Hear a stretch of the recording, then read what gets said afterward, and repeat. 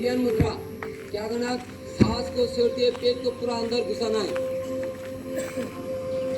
इस प्रकार से।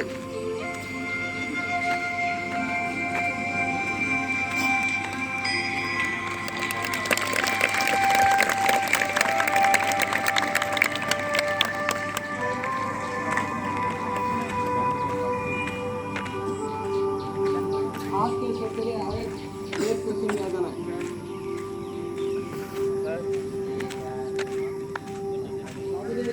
खड़ा हो जाइए।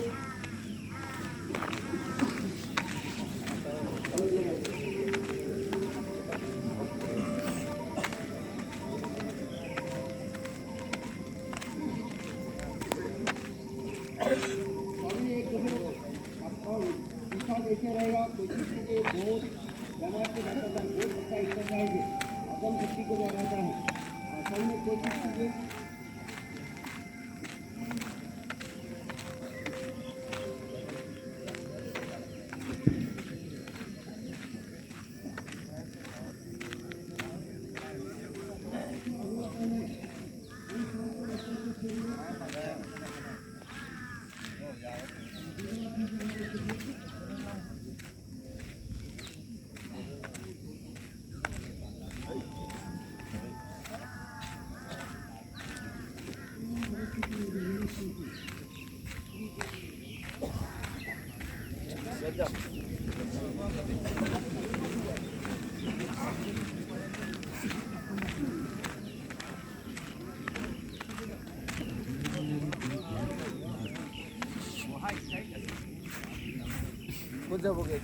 নাই লগত থাকিব ক'তো নাযায়।